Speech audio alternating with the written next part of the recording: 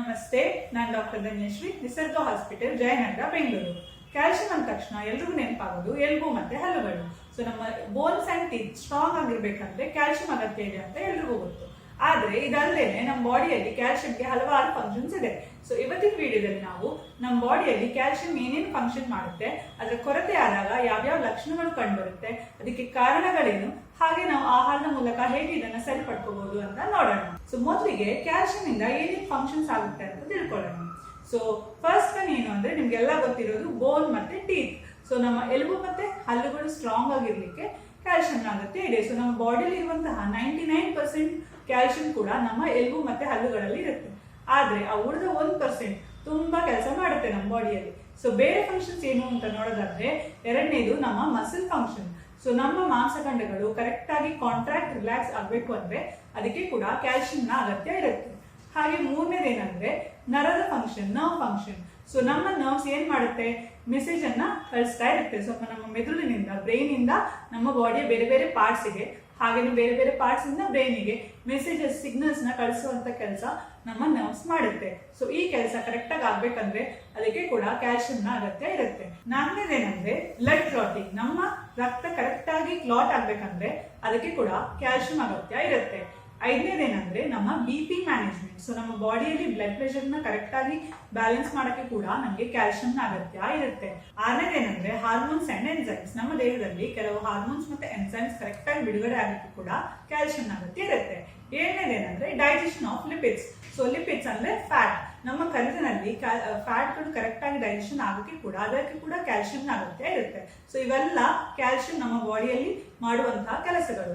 ಹಾಗಾದ್ರೆ ನಮಗೆ ದಿನಕ್ಕೆ ಎಷ್ಟು ಕ್ಯಾಲ್ಸಿಯಂ ಅಗತ್ಯ ಇದೆ ಅಂತ ನೋಡೋದಾದ್ರೆ, ಈಗ ಕ್ಯಾಲ್ಸಿಯಂ ಅಗತ್ಯ ನಮ್ಮ ಏಜ್ಗೆ ಅನುಗುಣವಾಗಿ ವ್ಯತ್ಯಾಸ ಆಗುತ್ತೆ.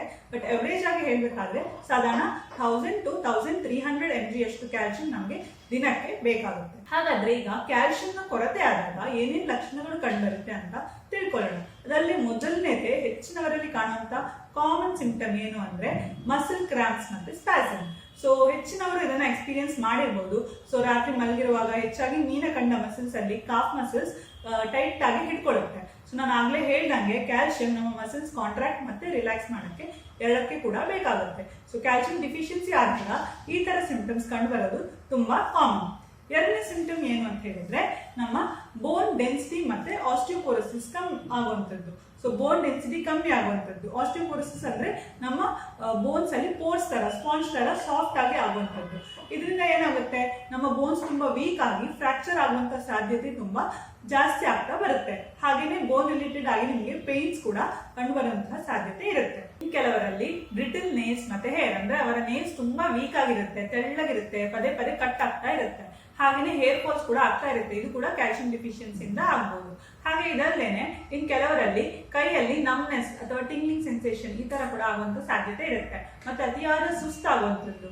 ಇನ್ ಕೆಲವರಲ್ಲಿ ಡೆಂಟಲ್ ಪ್ರಾಬ್ಲಮ್ಸ್ ಕೂಡ ಕಂಡುಬರುತ್ತೆ. ಅಂದ್ರೆ ಹಲ್ಲು ತುಂಬಾ ವೀಕ್ ಆಗುವಂಥದ್ದು, ಡಿಕೆ ಆಗುವಂಥದ್ದು, ಕ್ಯಾವಿಟೀಸ್ ಆಗುವಂಥದ್ದು ಇಂಥದ್ದು ಕೂಡ ಕಂಡುಬರಬಹುದು. ಹಾಗೆ ಇನ್ ಕೆಲವರಲ್ಲಿ ಸ್ಕಿನ್ ರಿಲೇಟೆಡ್ ಆಗಿ ಸ್ಕಿನ್ ತುಂಬಾ ಡ್ರೈ ಆಗುವಂಥದ್ದು, ಸ್ಕಿನ್ ಅಲ್ಲಿ ಎಕ್ಸಿಮಾ ತರ ಆಗುವಂಥದ್ದು, ಇದೆಲ್ಲ ಕೂಡ ಕ್ಯಾಲ್ಸಿಯಂ ಡಿಫಿಷಿಯನ್ಸಿಯಿಂದ ಆಗ್ಬಹುದು. ಹಾಗೇನೆ ಇನ್ ಕೆಲವರಲ್ಲಿ ಹೃದಯ ಸಂಬಂಧಿತವಾಗಿ ಕೂಡ ಪ್ರಾಬ್ಲಮ್ ಶುರು ಆಗ್ಬಹುದು. ಅಂದ್ರೆ ಹೈ ಬ್ಲಡ್ ಪ್ರೆಷರ್ ಇರ್ಬೋದು ಅಥವಾ ಇರ್ರೆಗ್ಯುಲರ್ ಹಾರ್ಟ್ ಬೀಟ್ಸ್ ಈ ತರ ಪ್ರಾಬ್ಲಮ್ಸ್ ಆಗ್ಬಹುದು. ಇನ್ ಕೆಲವರಲ್ಲಿ ಮೂಡ್ ಚೇಂಜಸ್ ಅಂದ್ರೆ ಆಂಗ್ಸೈಟಿ ಇರ್ಬೋದು, ಒಂದು ಇರಿಟೇಬಿಲಿಟಿ, ಡಿಪ್ರೆಷನ್ ಈ ತರ ಕೂಡ ಕಂಡು ಬರ್ಬೋದು. ಹಾಗೇನೆ ರಿಕೆಟ್ಸ್ ಅಥವಾ ಆಸ್ಟಿಯೋಮಲೇಷಿಯಾ ಅಂತ ನಾವು ಹೇಳ್ತೀವಿ. ಮಕ್ಕಳಲ್ಲಿ ರಿಕೆಟ್ಸ್, ದೊಡ್ಡವರಲ್ಲಿ ಆದ್ರೆ ಆಸ್ಟಿಯೋಮಲೇಷಿಯಾ ಅಂತ ಹೇಳ್ತೀವಿ. ಅಂದ್ರೆ ಏನು ಬೋನ್ಗಳು ತುಂಬಾ ಸಾಫ್ಟ್ ಆಗುವಂಥದ್ದು, ಹಾಗೇನೆ ಬೋನ್ ಅಲ್ಲಿ ಡಿಫಾರ್ಮಿಟಿ ಕಂಡು ಬಂತದ್ದು. ಇದು ವಿಟಮಿನ್ ಡಿ ಡಿಫಿಷಿಯನ್ಸಿ ಅಥವಾ ಕ್ಯಾಲ್ಸಿಯಂ ಡಿಫಿಷಿಯನ್ಸಿಯಲ್ಲಿ ಇದು ಕೂಡ ಕಂಡು ಬರ್ಬೋದು. ಇನ್ ಕೆಲವರಲ್ಲಿ ಫೊರ್ಗೆಟ್ಫುಲ್ನೆಸ್ ಅಂದ್ರೆ ನಿಮ್ಮ ಜ್ಞಾಪಕ ಶಕ್ತಿ ಕಡಿಮೆ ಆಗುವಂಥದ್ದು, ಹಾಗೇನೆ ಫೋಕಸ್ ಮಾಡಕ್ಕೆ ಕಷ್ಟ ಆಗುವಂಥದ್ದು ಕೂಡ ಕಂಡು ಬರ್ಬೋದು. ಹಾಗಾದ್ರೆ ಈ ಎಲ್ಲ ಕೊರತೆಗೆ ಏನ್ ಕಾರಣ ಅಂತ ತಿಳ್ಕೊಳ್ಳೋಣ. So ಮೊದಲನೇದೇನಂದ್ರೆ diet. ಸೊ ನಾವು ತಿನ್ನುವಂತ ಆಹಾರದಲ್ಲಿ ಸಫಿಷಿಯಂಟ್ ಆಗಿ ಕ್ಯಾಲ್ಸಿಯಂ ಇಲ್ಲೇ ಇದ್ರೆ ಇದರಿಂದಾಗಿ ಕ್ಯಾಲ್ಸಿಯಂನ ಕೊರತೆ ಆಗ್ಬಹುದು. ಎರಡನೇದು vitamin D deficiency. So vitamin D ಯ ಕೊರತೆ ಇದ್ದಾಗ ಕ್ಯಾಲ್ಸಿಯಂ ಡಿಫಿಷಿಯನ್ಸಿ ಕೂಡ ಆಗುತ್ತೆ. ಯಾಕಂದ್ರೆ ಕ್ಯಾಲ್ಸಿಯಂ ಚೆನ್ನಾಗಿ ಅಬ್ಸಾರ್ಬ್ ಆಗ್ಬೇಕಂದ್ರೆ ಅದಕ್ಕೆ ವಿಟಮಿನ್ ಡಿ ಅಗತ್ಯ ಇರುತ್ತೆ. ಮೂರನೇದೇನಂದ್ರೆ ಮೆಡಿಸಿನ್ಸ್. ಸೊ ನೀವು ತಗೊಳ್ಳುವಂತ ಕೆಲವೊಂದು ಮೆಡಿಸಿನ್ಸ್, ಸ್ಟಿರಾಯ್ಡ್ಸ್, ಡೈರೆಟಿಕ್ಸ್ ಈ ತರ ಮೆಡಿಸಿನ್ಸ್ ಎಲ್ಲ ತಗೋತಾ ಇದ್ರೆ ಕೆಲವು ಸತಿ ಏನಾಗುತ್ತೆ, ಕ್ಯಾಲ್ಸಿಯಂ ನಮ್ಮ ಯೂರಿನ್ ಅಲ್ಲಿ ಎಕ್ಸ್ಕ್ರೀಟ್ ಆಗಿ ಹೋಗುತ್ತೆ. ಇದರಿಂದಾಗಿ ಕೂಡ ನಮಗೆ ಕ್ಯಾಲ್ಸಿಯಂ ಡಿಫಿಷಿಯನ್ಸಿ ಆಗುವಂತ ಸಾಧ್ಯತೆ ಇರುತ್ತೆ. ನಾಲ್ಕನೇದೇನಂದ್ರೆ ಕೆಲವೊಂದು ಮೆಡಿಕಲ್ ಕಂಡೀಷನ್ಸ್. ನಿಮ್ಗೆ ಏನಾದ್ರೂ ಕ್ರೋನ್ಸ್ ಡಿಸೀಸ್, ಇಲಿಯಾಕ್ ಡಿಸೀಸ್ ಈ ತರದ ಪ್ರಾಬ್ಲಮ್ಸ್ ಏನಾದ್ರು ಇದ್ರೆ ನಮ್ಮ ಕರುಳಿನಲ್ಲಿ ಕ್ಯಾಲ್ಸಿಯಂ ಅಬ್ಸಾರ್ಪ್ಷನ್ ಅಲ್ಲಿ ಡಿಫೆಕ್ಟ್ ಇರುತ್ತೆ. ಸೊ ಕರೆಕ್ಟ್ ಆಗಿ ಅದು ಅಬ್ಸಾರ್ಪ್ಷನ್ ಆಗದೆ ಇರಬಹುದು, ಇದರಿಂದ ಕೂಡ ಡಿಫಿಷಿಯನ್ಸಿ ಆಗೋ ಸಾಧ್ಯತೆ ಇರುತ್ತೆ.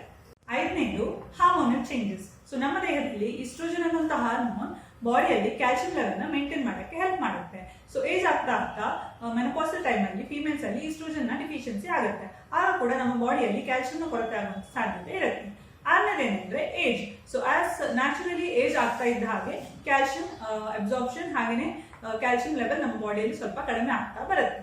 ಏಳನೇದೇನೆಂದ್ರೆ ನಾವು ಯಾವ್ದಾದ್ರು ರೀಸನ್ ಇಂದ ಥೈರಾಯ್ಡ್ ಗ್ಲ್ಯಾಂಡ್ ಮತ್ತೆ ಪ್ಯಾರಾಥೈರಾಯ್ಡ್ ಗ್ಲ್ಯಾಂಡ್ ನ ತೆಗೆದಿದ್ರೆ, ಸರ್ಜಿಕಲಿ ರಿಮೂವ್ ಮಾಡಿದ್ರೆ, ಆವಾಗ ಕೂಡ ನಮ್ಮ ಬಾಡಿಯಲ್ಲಿ ಕ್ಯಾಲ್ಸಿಯಂ ಡಿಫಿಷಿಯನ್ಸಿ ಆಗುತ್ತೆ. ಯಾಕೆ ಅಂದ್ರೆ ಪ್ಯಾರಾಥೈರಾಯ್ಡ್ ಹಾರ್ಮೋನ್ ಮತ್ತೆ ಥೈರಾಯ್ಡ್ ಇಂದ ಸೆಕ್ರೆಟ್ ಆಗುವಂತಹ ಕ್ಯಾಲ್ಸಿಟೋನಿನ್, ಈ ಎರಡು ಹಾರ್ಮೋನ್ ನಮ್ಮ ಬಾಡಿಯಲ್ಲಿ ಕ್ಯಾಲ್ಸಿಯಂ ಲೆವೆಲ್ ನ ಮೇಂಟೈನ್ ಮಾಡಕ್ಕೆ ಹೆಲ್ಪ್ ಮಾಡುತ್ತೆ. ಸೊ ಈ ಪ್ಯಾರಾಥೈರಾಯ್ಡ್ ಹಾರ್ಮೋನ್ ಬಾಡಿಯಲ್ಲಿ ಕ್ಯಾಲ್ಸಿಯಂ ಲೆವೆಲ್ ಕಡಿಮೆ ಆಗದೆ ಇರೋ ತರ ನೋಡ್ಕೊಳ್ಳುತ್ತೆ. ಹಾಗೆಯೇ ಕ್ಯಾಲ್ಸಿಟೋನಿನ್ ಅನ್ನುವಂತಹ ಹಾರ್ಮೋನ್ ಬಾಡಿಯಲ್ಲಿ ಕ್ಯಾಲ್ಸಿಯಂ ಲೆವೆಲ್ ಜಾಸ್ತಿ ಆಗದೆ ಇರೋ ತರ ನೋಡ್ಕೊಳ್ಳುತ್ತೆ. ಸೊ ಇವೆರಡು ಸೇರಿ ನಮ್ಮ ಬಾಡಿಯಲ್ಲಿ ಕ್ಯಾಲ್ಸಿಯಂ ಲೆವೆಲ್ ನ ಬ್ಯಾಲೆನ್ಸ್ ಮಾಡಕ್ಕೆ ಹೆಲ್ಪ್ ಮಾಡುತ್ತೆ. ಸೊ ಯಾವ್ದಾದ್ರು ಕಾರಣದಿಂದ ಈ ಗ್ಲ್ಯಾಂಡ್ಸ್ ಅನ್ನ ನೀವು ಸರ್ಜಿಕಲಿ ರಿಮೂವ್ ಮಾಡಿದ್ರೆ, ಆವಾಗ ಈ ಹಾರ್ಮೋನಿನ ಡಿಫಿಷಿಯನ್ಸಿಯಿಂದಾಗಿ ನಮ್ಮ ಬಾಡಿಯಲ್ಲಿ ಕ್ಯಾಲ್ಸಿಯಂ ಕೊರತೆ ಆಗುವಂತ ಸಾಧ್ಯತೆ ಇರುತ್ತೆ. ಸೊ ಈ ಎಲ್ಲಾ ಕಾರಣದಿಂದ ಕೂಡ ನಿಮ್ಮ ಬಾಡಿಯಲ್ಲಿ ಕ್ಯಾಲ್ಸಿಯಂ ಕೊರತೆ ಆಗ್ಬಹುದು. ಹಾಗಾದ್ರೆ ಈಗ ನಾವು ನ್ಯಾಚುರಲ್ ಆಗಿ ಆಹಾರದ ಮೂಲಕ ಯಾವ ರೀತಿ ಕ್ಯಾಲ್ಸಿಯಂ ನ ತಗೋಬಹುದು ಅಂತ ತಿಳ್ಕೊಳ್ಳೋಣ. ಸೊ ಅದರಲ್ಲಿ ಮೊದಲನೇದೇ ಬರೋದು milk and milk product. So one of the richest source ಅಂತಾನೆ ನಾವು ಹೇಳ್ಬೋದು. ಸೊ ಒಂದು ಲೋಟ ನೀವು ಹಾಲು ಕುಡಿದ್ರೆ ಅದರಲ್ಲಿ ನಿಮಗೆ ಸಾಧಾರಣ 300 ಗ್ರಾಮ್ನಷ್ಟು ಕ್ಯಾಲ್ಸಿಯಂ ಸಿಗುತ್ತೆ. So milk and milk products ಅಂದ್ರೆ ಪನೀರ್ ಇರ್ಬೋದು, ಚೀಸ್ ಇರ್ಬೋದು, ಇವೆಲ್ಲ ಮೊಸರು ಇರ್ಬೋದು, ಇವೆಲ್ಲ ಕೂಡ ನಿಮಗೆ ಕ್ಯಾಲ್ಸಿಯಂ ಸಿಗುತ್ತೆ. ಹಾಗೆ ಎರಡನೇದು ಏನು ಅಂತ ನೋಡೋದಾದ್ರೆ nuts and seeds. So almonds ಇರ್ಬೋದು, ಕ್ಯಾಶ್ಯೂಸ್ ಇರ್ಬೋದು, ವಾಲ್ನಟ್ ಇರ್ಬೋದು, ಇವೆಲ್ಲ ನಿಮಗೆ ಕ್ಯಾಲ್ಸಿಯಂ ಸಿಗುತ್ತೆ. ಹಾಗೆಯೇ ಸೀಡ್ಸ್, ಎಳ್ಳಿರ್ಬೋದು ಅಥವಾ ಚಿಯಾ ಸೀಡ್ಸ್ ಇರ್ಬೋದು, ಸನ್ಫ್ಲವರ್ ಸೀಡ್ಸ್, ಪಂಪ್ಕಿನ್ ಸೀಡ್ಸ್, ಈ ಎಲ್ಲ ಸೀಡ್ಸ್ ಅಲ್ಲಿ ಕೂಡ ನಿಮಗೆ ಕ್ಯಾಲ್ಸಿಯಂ ಸಿಗುತ್ತೆ. ಹಾಗೆಯೇ ಡ್ರೈ ಫ್ರೂಟ್ಸ್ ಅಂದ್ರೆ ಖರ್ಜೂರ, ಒಣದ್ರಾಕ್ಷಿ, ಅಂಜೀರ, ಇವುಗಳಲ್ಲಿ ಕೂಡ ನಿಮಗೆ ಕ್ಯಾಲ್ಸಿಯಂ ಸಿಗುತ್ತೆ. ಮತ್ತೆ ಗ್ರೀನ್ ಲೀಫಿ ವೆಜಿಟೇಬಲ್ಸ್, ಹಸಿರು ಸೊಪ್ಪಿನ ತರಕಾರಿಗಳು, ಅದರಲ್ಲಿ ನುಗ್ಗೆ ಸೊಪ್ಪು, ಸಾಧಾರಣ 100 ಗ್ರಾಮ್ ನುಗ್ಗೆ ಸೊಪ್ಪಲ್ಲಿ 400 mg ಅಷ್ಟು ನಿಮಗೆ ಕ್ಯಾಲ್ಸಿಯಂ ಸಿಗುತ್ತೆ. ಇದಲ್ಲದೆ ಬೇರೆ ಹಸಿರು ಸೊಪ್ಪುಗಳಲ್ಲಿ ಕೂಡ ಕ್ಯಾಲ್ಸಿಯಂ ಇರುತ್ತೆ. ಪಾಲಕ್ ಇರ್ಬೋದು, ದಂಟಿನ ಸೊಪ್ಪು ಇರ್ಬೋದು, ಅಥವಾ ಮೆಂತ್ಯ ಸೊಪ್ಪು ಇರ್ಬೋದು, ಇವುಗಳನ್ನೆಲ್ಲ ನೀವು ಸೇರಿಸೋದ್ರಿಂದ ಇದರಲ್ಲಿ ಕೂಡ ನಿಮಗೆ ಕ್ಯಾಲ್ಸಿಯಂ ಸಿಗುತ್ತೆ. ಹಾಗೆಯೇ ಮೊಳಕೆ ಕಟ್ಟಿದಂತಹ ಕಾಳುಗಳು. ಸೊ ಕಾಳುಗಳನ್ನು ಸೇರಿಸುವಾಗ ಆದಷ್ಟು ನಾವು ಮೊಳಕೆ ಕಟ್ಟಿ ಸೇರಿಸಬೇಕು, ಇದರಿಂದ ಅದರಲ್ಲಿರುವಂತಹ ನ್ಯೂಟ್ರಿಷನ್ ವ್ಯಾಲ್ಯೂ ಜಾಸ್ತಿ ಆಗುತ್ತೆ. ಕ್ಯಾಲ್ಸಿಯಂ ವ್ಯಾಲ್ಯೂ ಕೂಡ ಮೊಳಕೆ ಕಟ್ಟಿದ ಕಾಳುಗಳಲ್ಲಿ ಜಾಸ್ತಿ ಇರುತ್ತೆ. ಹಾಗಾಗಿ ಕಾಳುಗಳನ್ನು ಮೊಳಕೆ ಕಟ್ಟಿ ಸೇರಿಸುವಂಥದ್ದು. ಹಾಗೆಯೇ ಸೋಯಾಬೀನ್ ಮತ್ತೆ ಸೋಯಾ ಪ್ರಾಡಕ್ಟ್ಸ್ ಅಂದ್ರೆ ಸೋಯಾ ಮಿಲ್ಕ್ ಇರ್ಬೋದು, ಟೋಫು ಇರ್ಬೋದು, ಇವುಗಳಲ್ಲಿ ಕೂಡ ನಿಮಗೆ ಕ್ಯಾಲ್ಸಿಯಂ ಸಿಗುತ್ತೆ. ಹಾಗೆಯೇ ಸ್ಮಾಲ್ ಫಿಶಸ್, ಬೋನ್ ಸಮೇತವಾಗಿ ನೀವು ತಿನ್ನುವಂತಹ ಮೀನುಗಳಲ್ಲಿ ಕೂಡ ನಿಮಗೆ ಕ್ಯಾಲ್ಸಿಯಂ ಸಿಗುತ್ತೆ. ಹಾಗೆಯೇ fruits, orange, papaya, apple, fix, banana, ಇವುಗಳಲ್ಲಿ ಕೂಡ ನಿಮಗೆ ಕ್ಯಾಲ್ಸಿಯಂ ಸಿಗುತ್ತೆ. ಸೊ ನಾನು ಹೇಳಿರುವಂತ ಈ ಎಲ್ಲ ಆಹಾರದಲ್ಲಿ ನಿಮಗೆ ಕ್ಯಾಲ್ಸಿಯಂ ಸಿಗುತ್ತೆ. ಸೊ ನಮ್ಮ ನ್ಯಾಚುರಲ್ ಆಗಿ ಏನ್ ಮಾಡುತ್ತೆ, ನಮ್ಮ ಬಾಡಿ ಬ್ಲಡ್ ಅಲ್ಲಿ ಕ್ಯಾಲ್ಸಿಯಂ ಲೆವೆಲ್ ನ ಕಡಿಮೆ ಮಾಡಕ್ಕೆ ಬಿಡಲ್ಲ. ಸೊ ಬ್ಲಡ್ ಅಲ್ಲಿ ಕ್ಯಾಲ್ಸಿಯಂ ಲೆವೆಲ್ ಕಡಿಮೆ ಆದ ತಕ್ಷಣ ಇದು ಬೋನ್ ಇಂದ ಕ್ಯಾಲ್ಸಿಯಂ ನ ಇಟ್ಕೊಳ್ಳುತ್ತೆ. ಇದರಿಂದಾಗಿ ನಿಮ್ಮ ಬೋನ್ಸ್ ಬೇಗನೆ ವೀಕ್ ಆಗಿ ನಿಮಗೆ ಬೋನ್ ಪೇನ್ಸ್ ಅಥವಾ ಫ್ರಾಕ್ಚರ್ ಆಗೋ ಸಾಧ್ಯತೆ ಇವೆಲ್ಲ ಕಂಡು ಬರುವಂತ ಸಾಧ್ಯತೆ ಇರುತ್ತೆ. ಸೊ ನಾನು ಹೇಳಿರುವಂತಹ ಕ್ಯಾಲ್ಸಿಯಂ ಡಿಫಿಷಿಯನ್ಸಿ ಸಿಂಪ್ಟಮ್ಸ್ ನಿಮ್ಗೆ ಏನಾದರೂ ಇದ್ರೆ ಈಗಲೇ ಅದನ್ನ ನೀವು ಬ್ಲಡ್ ಟೆಸ್ಟ್ ಮಾಡಿ ನಿಮ್ಮ ಕ್ಯಾಲ್ಸಿಯಂ ಲೆವೆಲ್ ನ ನೀವು ನೋಡ್ಕೊಳ್ಳಿ. ಹಾಗೇನೆ ನಾನು ಹೇಳಿರುವಂತಹ ಆಹಾರಗಳನ್ನೆಲ್ಲ ತಿಂತ ನಿಮ್ಮ ಕ್ಯಾಲ್ಸಿಯಂ ಲೆವೆಲ್ ನ ಮೇಂಟೈನ್ ಮಾಡ್ಕೊಳ್ಳಿ. ಧನ್ಯವಾದ.